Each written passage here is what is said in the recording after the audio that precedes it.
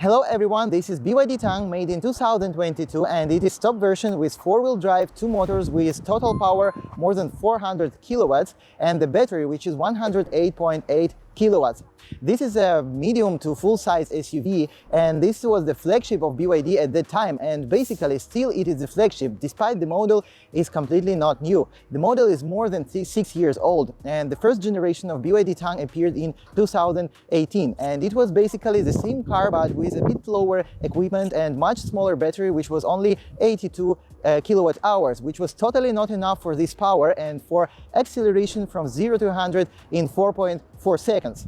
But this model is much more balanced and the battery which is here is generally one of the biggest in the market, at least in the price range below 50,000-60,000 US dollars. And I've owned several cars like these, about 3 or 4 cars, and I made totally about 7,000 kilometers by them.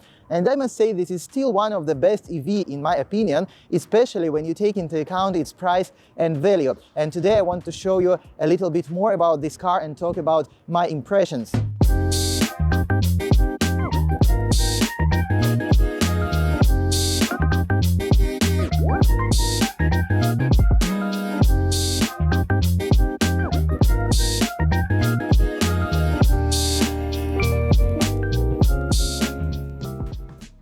So this is a medium to full-size SUV and the carb weight of this car is about 2,400 kilos, which is actually normal for a battery car of this size with a two-motor four-wheel drive. The battery here is the BYD Blade battery, which is lithium iron phosphate battery and which has the special shape of the cells which look like a blade, and that's why it's called like that, and it is one of the best batteries in the world.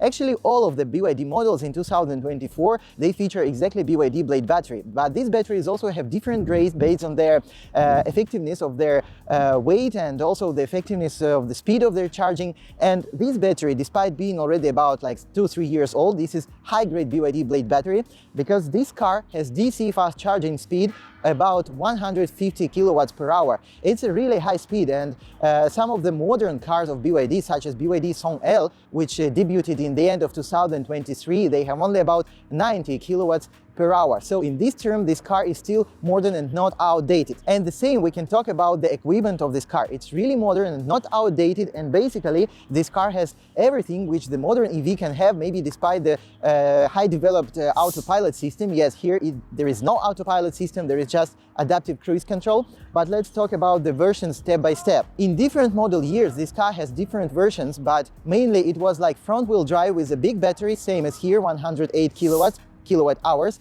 and the four-wheel drive with the same 108.8 kilowatt hours. And the same we can say about the equipment of this car. It's totally not outdated in 2024. Actually, it has everything which the latest model of Zeekr, for example, have. Except the autopilot. Autopilot system is actually here from 2018. It's just adaptive cruise control, quite simple. Of course, it has blind spot monitoring and the lane centering assist, but that's basically all. And from the versions, actually they changed from model year to model year, but basically they had in 2022 they had the version which with two-wheel drive and 760 kilometer range by CLTC, and it was one motor, as I said, and the same battery, 108.8, and the four-wheel drive like this car which had same battery but 2 times more power, and the range was by CLTC about 635 kilometers. So I've already told I own several of these car four-wheel drive version, and the actual range you can achieve if you drive normally, it's 450 kilometers easily. If you drive really fast, because this car can go like 180 kilometers per hour without any problem and very easily, but if you drive like 130, 140, then your range will be about 300 kilometers on the highway. This is very good result for such heavy car, and we can say that consumption here in normal mode is about 22 kilowatt hours per 100 kilometers, and it is same as an ID4, which is a smaller car, which is a four-wheel drive ID4, and the smaller car and lighter car and less equipped car actually. Today we have the top version with the optional seat layout. At 2022 these were an option, and in 2024 these were standard equipment. And 6-seat layout compared to 7-seat layout, the Napa leather seats with massage, heating and ventilation for all front 4 seats. And also we have the electric adjustment of steering column and the front seats with memory. We have the natural leather on the steering wheel. We have the HUD. We have the big openable panorama. We have the big touch screen, which is about 15.5 inches, and it has the typical BYD feature. It's rotating, and the responsiveness of the system of the car is still perfect even for 2024 year. What you should understand about this car, that the price of new in the showroom was about less than $40,000, and for this money you've got all of these equipment. Here we also have the adjustable brakes, adjustable steering wheel assist. We have the amazing ambient lighting. But what you really should understand, it's still not a premium and not a luxurious car. Yes, they tried to make it premium and luxurious as it was the flagship, but here the stitches on this plastic is just fake. Here it's actually natural. Of course, it's not natural leather, it's some substitution for leather. The Dyne audio system, despite having a lot of speakers and a subwoofer, still sound not so premium and luxurious as in the Mercedes EQC 400, even in standard version without Burmeister. And what I really adore in this car is the ergonomy. Actually, it's a petrol to electricity conversion, but they did a great, amazing job, because here you have still plenty of space for legs, for head. I'm 178 centimeters and I have plenty of room for my head. Here I have the adjustable knee support, which is quite premium feature, and I have a lot of space here in the pedal cluster, and I really sit very comfortably. The pillows are quite narrow, the view here is totally amazing. The panoramic sunroof is very big and is very widely open. So generally for interior and practicalness of this car, I can say it's 5 out of 5 points. The multimedia system is still one of the most friendly, much more friendly than, for example, a Zeekr or Mercedes-Benz. The menu here is basically an Android, and actually it's based on an Android. And what I like here, all of the BYD models which are familiar to has English, and the English we should turn actually in the D-Link menu. D-Link is something like MMI interface in an Audi, and here you have English or Chinese. And also what I want to show you, the most amazing is the actually energy consumption. Look, it's 21.8, and past 20 kilometers I've been driving quite fast, and this is really amazing for such a big car. And now I'm sitting behind myself, and I think this car is amazing in terms of rear seats. First of all, it is a top version. As I said, it has massage lumbar support, electric adjustment of the seats. It has plenty of room for the legs. It has flat floor, which is completely surprising for a petrol to electricity conversion. It has the adjustable armrest, and it also has the big sunroof, which finishes somewhere behind my head. And truly for a less than 5-meter SUV, this is probably best you can achieve. And also we have the independent climate control panel, where you can adjust the temperature completely independent from the front seaters. The third row is only for temporary use. Getting here is totally not convenient. You should get here through the middle tunnel between the second row seats, and in the 7-seat version it's even more inconvenient. And for an adult sitting here more than 20-30 minutes, I think it will be a torture, and maybe it will be suitable only for kids who are like 3 to 4 years old, maybe 5 years old maximum. Yet if you need to take 6 or 7 persons in your car for a short journey, it's possible. All the versions of BYD Tang feature the electric opening and closing of the tailgate with the position memory, and here position is a little too low adjusted, and in a seatway layout actually we almost do not have any trunk. If we fold down the third row, we have quite big luggage compartment, and the shape is quite perfect. The finishing is quite good, of course not as good as in a EQC, but still here you have the very solid stainless steel panel and everything covered with soft carpet material. But yet the biggest problem of the 6-seater, that this is the maximum way of folding the second row seats. So you never have a flat bed here, same as you have in a 7-seater, where the second row can fold completely in a flat position. And the size of this luggage compartment I will show you exactly right now. Under the luggage compartment floor, you have a smartly made organizer with a vast variety of factory accessories. Only BYD gives you so many factory accessories by default. And here you have a microphone. It's a wireless microphone for the karaoke function, which many BYD features. Also here the factory charger, which is basically very, very low power, and probably you will not use it, the tire repair kit, the towing ring, and also the V2L cable. And this is probably the most applicable from all you have here, because all the BYD Tang features the V2L function, and you can easily have power of 3.5 kilowatts kilowatts and 220 volts from your car. And also the second row of the seats has the 220 volt power socket. And now I would like to tell you a couple of words about the suspension. The front suspension is very simple. It's classical McPherson struts, the very big suspension arms. The lower arm is made of aluminium. The spherical bearing can be easily exchanged because it's attached by bolts to the suspension arm, and from my experience this suspension can last for many thousand kilometers and doesn't need any maintenance or service. And the ground clearance of this car is lower than you can expect from a quite large SUV. It's only about 174 millimeters under the battery and much bigger under the motors, and this is of course the result of the big battery and petrol to electricity conversion. And the rear suspension is much more complicated than the front suspension. It's a multi-arm suspension. Some of the arms are aluminum, some of the arms are steel, but massive. The silent blocks are quite massive and the suspension is quite durable. And here you have the system of the adaptive shock absorbers of the body level. And the sub-arm of the rear motor is from aluminum and of the front motor is from steel. And the ground clearance under the motor is more than 21 centimeters, so it's quite appreciative, and including the very thick insulation of the motor. And the clearance between the rear bumper and the floor is more than 35 centimeters, so no any problem with the ground clearance in the back. And also for those who cares, the full car is made of steel and the full car has zinc coating which will protect the car from rust for many years, and I haven't seen any rust traces on any of the used car I have dealt with. And now let's make a test drive of this BYD Tang, and I want to show you how actually the 400 kilowatts of electric power can drive.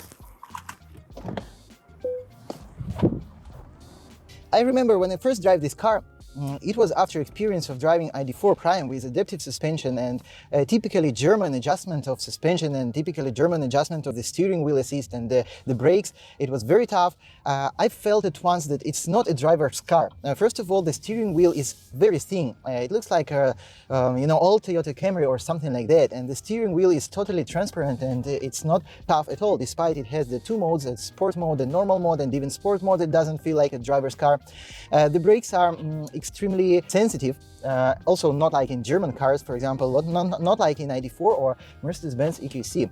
And the suspension is not so premium. Front is just the McPherson, but after driving several thousand kilometers on this car, I realized that this car can totally perform as according to its power, and the suspension and everything is actually accordingly made.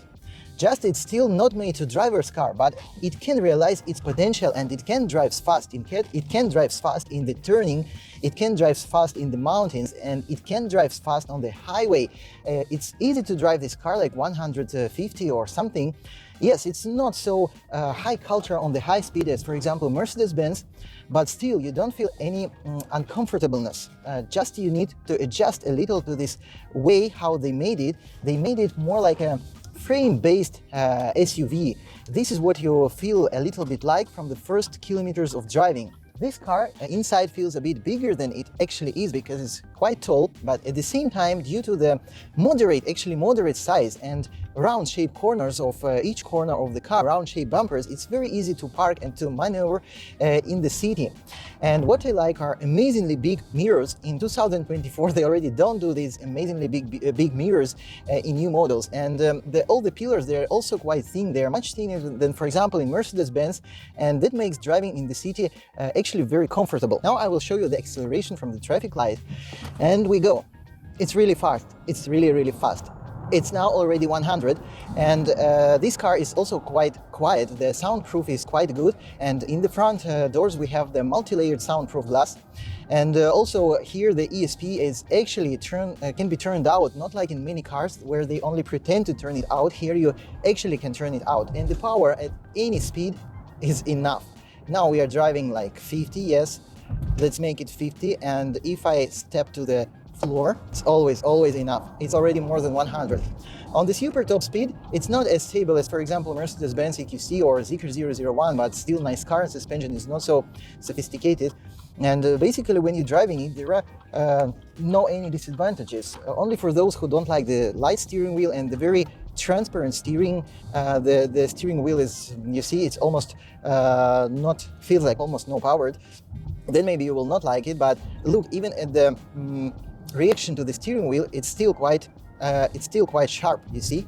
I only do it a little and the car gives reaction. Many other BYD models don't have it. Many other, like BYD Song Plus or some other models, they're like a jelly. But this car can perform well. Among the other features I didn't show you, this car has fragrance for interior, and there are three choices of fragrance, and you should buy a cartridge, which actually one you get from a factory, one cartridge with 3 cents, and to exchange it you need to buy it from factory. It costs really peanuts. And the other thing I really like is the super convenient steering of the gauge cluster. You have everything from the wheel, just one button. You can even change the style of the dashboard. You also can show the big navigation, the small navigation screen. You can change the temperature from your steering wheel, and everything is super comfortable. And at those times they didn't put here so many sensor buttons. Here a lot of physical buttons, like driving mode change is a button, the recuperation change is a button, and auto hold change is also a button. Whoa. If you turn off the ESP, this car can burn a lot of rubber, believe me. And this is actually already above the speed limit. I'm sorry to do it. After driving of dozens of electric cars, including cheap cars, commercial cars, sportive cars, luxurious and budget cars, this is still in my top wish list, and this car I could easily drive daily and I could easily own for quite long years, because it gives you almost everything that you want. Maybe it's just not so luxurious like a Mercedes-Benz, maybe it's not so sophisticated as, for example, Zeekr 001, but generally no disadvantages, completely no disadvantages here. And if you never tested a BYD and you would ask me to which car it resembles most, I would say to Toyota. Actually, it's the same clear driving culture, very transparent, and it's not a secret that BYD as a company started from actually Toyota copies. About 10 years ago, they made copies of half of their model range, and now it seems they still took many from Toyota driving habits. And for example, BYD Song Plus, in its suspension, it still almost looks like a Toyota Camry. And also you have a very convenient quick control menu where you can easily change the shock absorbers from soft to comfort, from sport to comfort, where you can turn on and adjust your HUD. Actually, it was turned off. Here you have also the ambient lighting, which is very beautiful in this car. And also you have the seat menu and the brightness adjustment and the night version of the panel. So the quick control menu is actually very sufficient. In the conclusion, I want to answer one question. Why do I show you this car in 2024? Because it's still amazing and it's still one of my favorite cars. It almost doesn't have any disadvantages. It's perfectly equipped, it's very powerful, it's very fast, it has fine steering and amazing equipment, and also very important that the years past show that it's extremely durable. I have never heard about any major problem with these cars. Sometimes small problem with suspension, sometimes small problem with electronic steering of air conditioning. That's all. The motors, the battery are perfect. The battery is still big even for 2024. And the price of this car is also extremely nice and attractive. The new car is less than 40,000 USD, and the used car you can buy below the 30,000 USD in perfect condition. So please put a like to this video, subscribe to our channel, and I will really appreciate this. And please wait for the new videos. And if you want me to film any car from Chinese market, it should be only EV car, because we do only EV cars. Please write in the comment which car you would like me to test and to review for you.